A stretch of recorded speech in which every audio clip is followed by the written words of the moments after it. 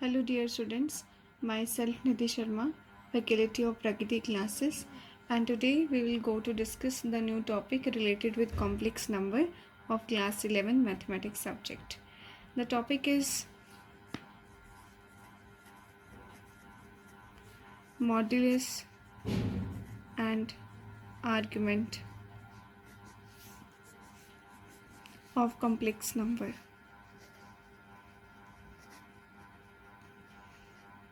Fine, modulus और argument को define करना है, समझना है और उनसे रिलेटेड जो क्वेश्चंस हैं उनको सॉर्ट आउट करना है of complex number. Fine. So सबसे पहले हम थोड़ा सा ना प्लेन में मीन्स कॉम्प्लेक्स प्लेन में डिस्कस करते हैं. हमें पता है z is equals to x plus iota y और you can say z is equals to a plus iota b. Clear? Here we say that x and y are real numbers and similarly a and b are the real numbers. Right. तो ये notation आप जैसे भी मर्जी दे सकते हैं. अगर मैं z is equals to x plus iota y ले रही हूँ तो x जो है मेरा वो रियल पार्ट है, ठीक है ना, और y जो है क्योंकि y के साथ ऑयोटा लगा हुआ है तो इस वजह से ये इमेजिनरी पार्ट है. क्लियर होगी ये बात आपको? सिमिलरली ए रियल पार्ट है और बी इमेजिनरी पार्ट है. क्लियर? अब बात करते हैं प्लेन में. सो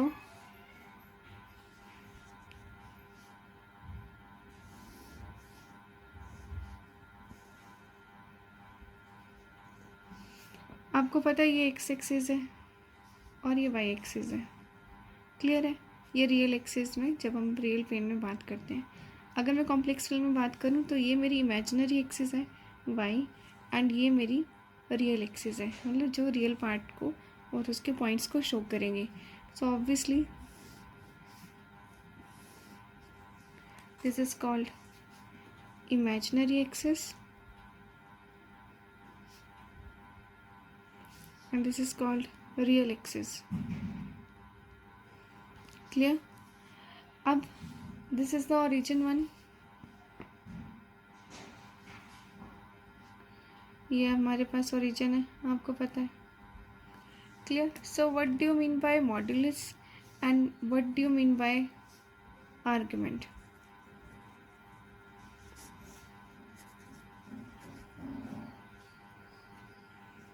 Clear? So modulus, you can say that it is the length of some line segment which is represented of by the complex number. Fine. So length किस point की? Suppose यहाँ पे मेरा कोई point है P. Fine. O से P तक की जो दूरी है, जो लेंथ है, जो डिस्टेंस है, ठीक है, तो वो मेरे पास क्या है, मॉड्यूलस को रिप्रेजेंट करने के लिए एक टर्म है. Clear? So I can write the definition और you can say the meaning. Sorry, length of OP is called modulus of Z. Fine. So modulus means to say, हम क्या कह सकते हैं मॉड्यूलस को? The length of line segment that is OP is called modulus of a complex number. कि एक कोई point है कॉम्प्लेक्स प्लेन में, this is called complex plane complete. So complex plane में कोई पॉइंट है P, ओरिजिन से उस पॉइंट तक की जो लेंथ सेगमेंट का, लाइन सेगमेंट का जो लेंथ है, जो डिस्टेंस है, वो कम्प्लीटली मॉड्यूलस कहलाएगी. Fine.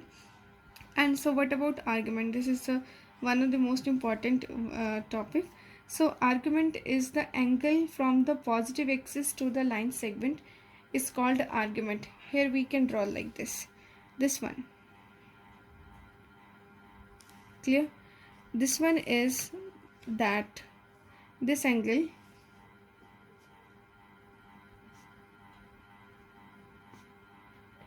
is the argument of Z. Clear? Notation और ये सब चीज़ें हम बाद में देखेंगे. Argument of Z. Clear? So we can write in the argument that the angle from the positive axis to the line segment, positive axis to the line segment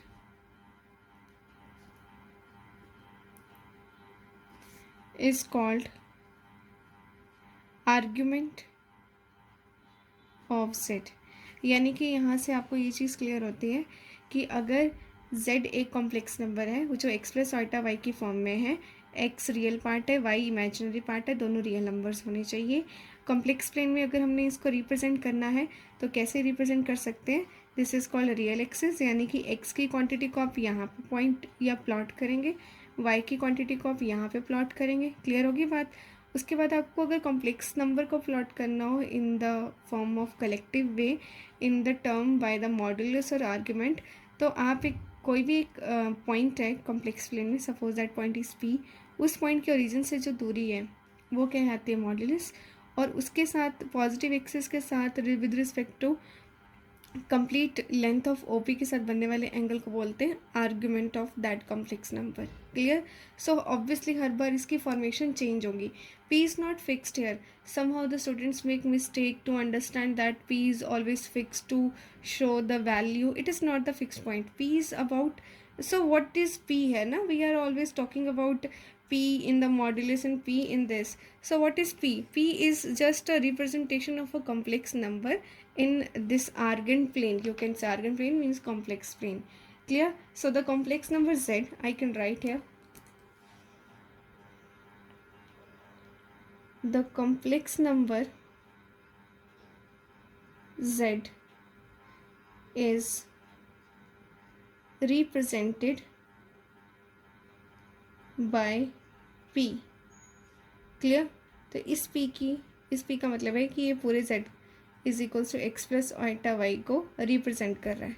ठीक है, जैसे कि suppose z is equals to 2 + 3 iota है, तो मैं इसको कैसे करूँगी? 2 फॉर द रियल पार्ट और ऑन द रियल एक्सिस 1 2, ये मेरा रियल पार्ट है, ये मेरा इमेजिनरी पार्ट है जो वाई एक्सिस पे आएगा 3, तो ये 3 की सेगमेंट है, ये 2 की सेगमेंट है। The point is p, this is called p which is of 2, 3। Fine. So अब ये वाला पॉइंट जो इन दो रियल और इमेजिनरी पार्ट यानी कि कंप्लीट z कॉम्प्लेक्स नंबर को रिप्रेजेंट कर रहा है, उस पॉइंट की ओरिजिन से जो दूरी होगी उसको हम क्या बोलते हैं? मॉड्यूलस। क्लियर? और उसी के साथ विद रिस्पेक्ट टू बनने वाले एंगल को पॉजिटिव डायरेक्शन में क्या बोलते हैं? थीटा, मैंने लिख दिया नोटेशन पहले, मीन्स बोलते हैं आर्ग्यूमेंट। ठीक है, एंगल है तो कोई नाम दे रही जैसे थीटा। क्लियर है? तो इसको हम नाम दे सकते हैं, यहाँ पे मैं लिख सकती हूँ, यहाँ पे इट इज़ लाइक थीटा। अब मैं इसकी फॉर्म बताने वाली हूँ आपको यहाँ पे, और उससे पहले हम बात कर रहे थे मॉड्यूलस के बारे में। मॉड्यूलस की नोटेशन होती है मॉड ऑफ z। ठीक है, ये हम करते हैं नेक्स्ट पेज पे। So modulus of z denotation or notation as mod of z equal to real part square plus imaginary part square। Means अगर if z is equals to x plus iota y है तो mod of z क्या होगा? Root of x square, obviously real number, real part, plus y, whatever the y plus और minus, और x में भी plus और minus का square. So you have to commit to your memory that mod z is this one. This is called a length. So length is always represented by the units. So you can write mod of z is equals to root of x square plus y square units, क्योंकि length segment है, मतलब line segment है। तो हम बात कर रहे थे मॉड्यूलस ऑफ z की, which is represented as the square root of real part का स्क्वायर प्लस इमेजिनरी पार्ट का स्क्वायर का होल का रूट। ठीक है, दोनों के एडिशन के साथ विद द यूनिट्स। यूनिट्स इसलिए क्योंकि ये सेगमेंट लेंथ की सेगमेंट है। क्लियर हो गई बात? After that we can talk about modulus के बाद argument. Argument of Z, argument of Z का मीनिंग हम समझ चुके हैं. So it is having the notation as theta and theta is represented as here tangent inverse y upon x. Y is for the imaginary part if your z is equal to x plus iota y. Clear? And this is called the real part. So theta is equals to tangent inverse imaginary part y में real part. Clear हो गई ये बात आप लोगों को अच्छे से? ठीक है, तो ये आपको ध्यान में रखनी है ये चीज़ें. Tangent inverse, fine. I think this is the first time you have known about tangent inverse. In the 10th standard you have read about tangent theta, sin theta, cos theta and respective all the t ratios, but here we can also read about tangent inverse. Fine. So this one, by the practical approach, or you can say by the examples, you would be very clear about the actual meaning of argument of z, or where. Now I'll give you some example. Suppose here there is a question, z is equals to 4 plus 3 iota, and find its modulus and argument. Clear? अब बात करते हैं what is the modulus. We know that modulus of z equal to length of OP है ना, where P is, so मैं यहाँ पे rough sketch draw कर रही हूँ, आप प्लीज़ अपने हिसाब से कीजिएगा. 4, we know that 4 is a real part, so it lies on the real axis. 1 2 3 4, 4 is here. And what about imaginary? It is lie on the y, or you can say imaginary axis. This one, this is called origin, and this is called real axis, this is called imaginary axis. So 3 is having with the iota, and 3 becomes a imaginary part. So 1 2 3, 3 is here because 3 is positive, so it's, that's why it is lie on the positive of imaginary axis. So like this and like this. So by the straight point we get, this one is the P is 4, real part is 4 and imaginary part is 3, so P is this one. So modulus आपके पास क्या होगा, this one. ये आपकी पूरी length कितनी है. So obviously आप ना बहुत आसानी से देख सकते हैं ये क्या है, ये आपके पास क्या बन रहा है, ये आपके पास राइट एंगल ट्राइंगल बन रहा है. राइट एंगल ट्राइंगल है तो क्या बनेगा, पाइथागोरस थ्योरम. फाइन, सब तो आप 10 कर चुके हैं, आपको पता ही है पाइथागोरस थ्योरम क्या है. So you can say that in triangle O P N लीजिए आप, suppose O P N. Fine. So what about, it is OP square equal to, OP square means hypotenuse square equal to ON का square plus PN का square. ठीक है, units आ जाएगा ON का square plus PN का square. So what about this one, बताइए क्या होगा, कितनी है ये, 4 यूनिट्स है प्लस PN का square. So PN कितनी है, ऑब्वियसली जितनी दिस वन, ये वाला पॉइंट है. ये लेंथ दोनों पैरेलल चल रही है और इक्वल है, दैट्स वाई ये 3 यूनिट्स है, तो ये भी 3 यूनिट्स हो गई. Clear?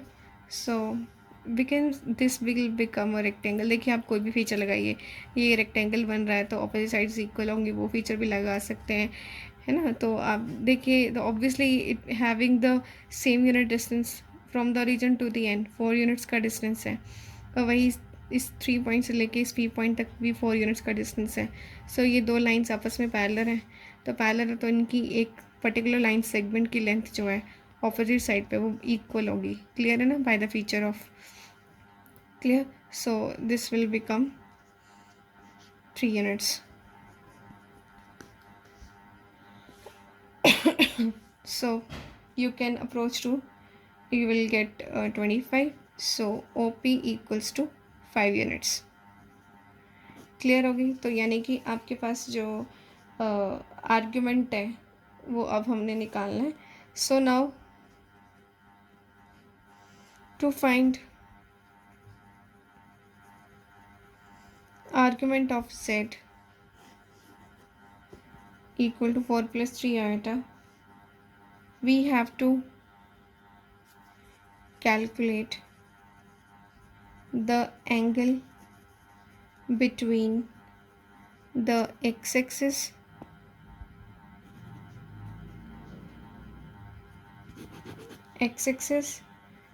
and line segment OP. इस एक्स एक्सिस और लाइन सेगमेंट ओपी के बीच में ये वाला एंगल हमने निकालना है. क्लियर होगी बात. So we label that angle is theta. So take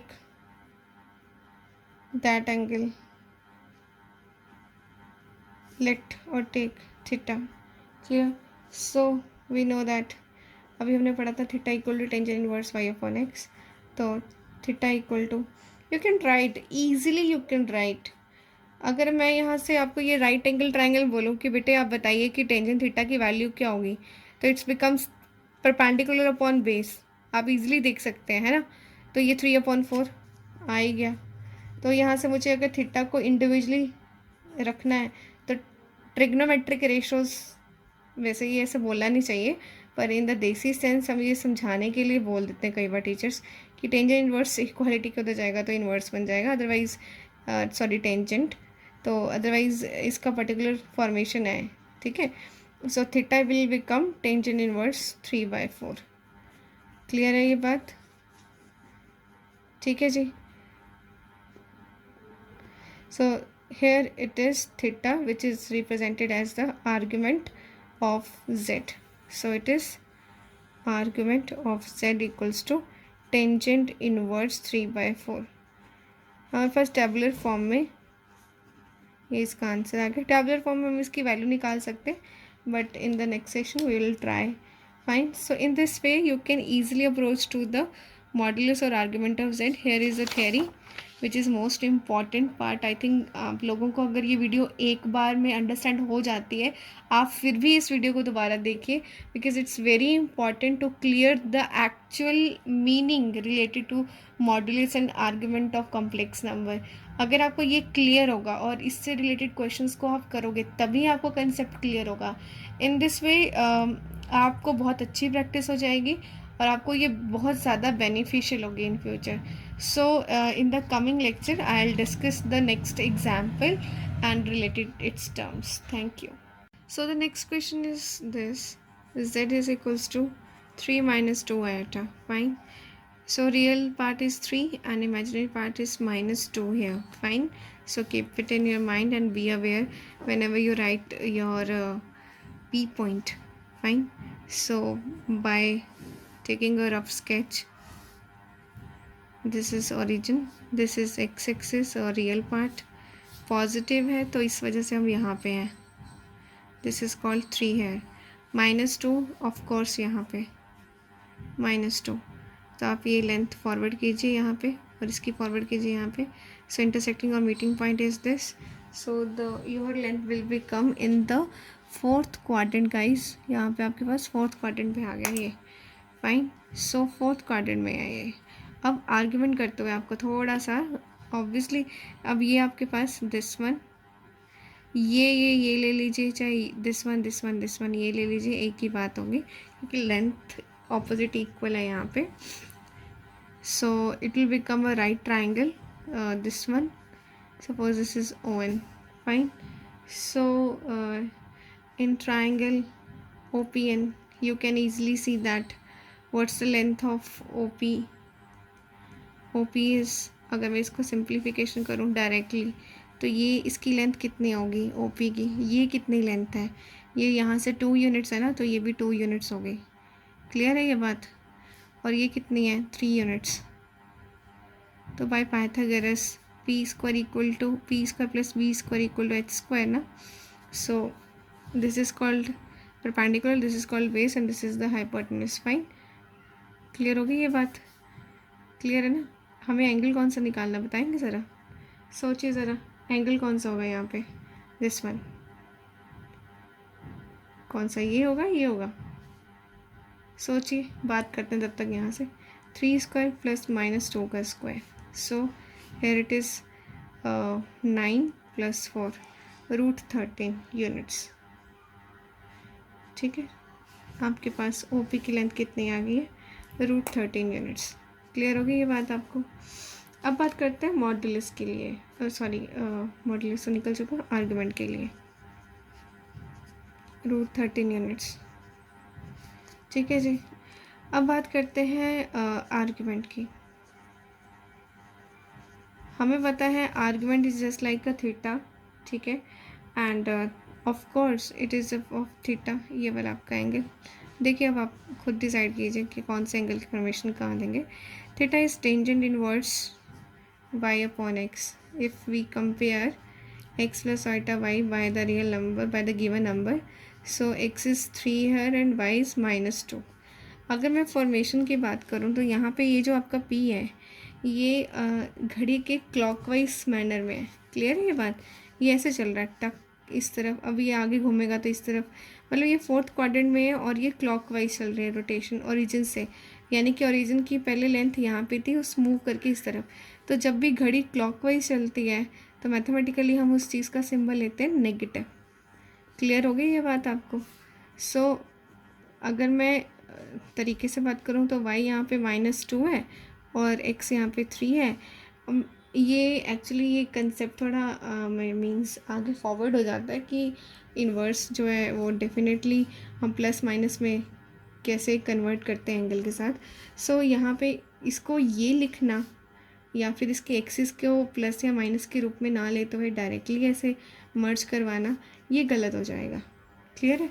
तो थीटा यहाँ पे यानी कि आर्ग्यूमेंट ऑफ z यहाँ पे क्या हो जाएगा? Minus of tangent inverse 2/3। अगर आप ये सोचो ना कि जैसे आपने 10th में पढ़ा है कि टेंजेंट ऑफ नेगेटिव थीटा, ये टेंजेंट अपना नेगेटिव एंगल ऑब्जर्व पॉजिटिव में नहीं करता है, मीन्स उसको प्लस में कन्वर्ट नहीं करता है, तो इसका नेगेटिव बाहर आ जाता है और ये माइनस ऑफ टेंजेंट थीटा बन जाता है। ये प्रॉपर्टी हमने रीड आउट कर रखी है। क्लियर है? Tangent of minus of angle equals to minus जो है वो ब्रैकेट से बाहर आ जाता है, तो टेंजेंट ऑफ थीटा बन जाता है। लेकिन ये टेंजेंट है और यहाँ पे टेंजेंट की नेगेटिव मीन्स टेंजेंट इनवर्स है। क्लियर? सो यहाँ आप सोचो कि यहाँ पे माइनस है, इसको मैं बाहर निकाल दूंगी। इसका कंसेप्चुअल बेसिस जो है वो अलग से इन्वर्स ट्रिग्नोमेट्री में डिफाइन होता है, तो वो अभी आप उस कंसेप्ट को यहाँ पे लगाइए मत। यहाँ पे अब आप सिर्फ इतना देखिए कि आपकी जो लेंथ ऑफ OP है वो कैसे आ रही है, वो क्लॉकवाइज डायरेक्शन में है, वो इस तरह से है। क्लियर है? क्लॉकवाइज चल रही है तो क्लॉकवाइज हम ऑब्वियसली नेगेटिव लेते हैं और एंटी क्लॉकवाइज ट्रिग्नोमेट्रिक में पॉजिटिव लेते हैं। क्लियर है? तो क्लॉकवाइज नेगेटिव है, तो आपका आर्गुमेंट ऑफ टेंजेंट जो भी है z का वो माइनस ऑफ टेंजेंट इनवर्स क्या रह गया? 2/3। So we have to be more careful because ये हमारा मोर केयरफुल कंसेप्ट है। We have to be more careful about angle as angle is in clockwise direction।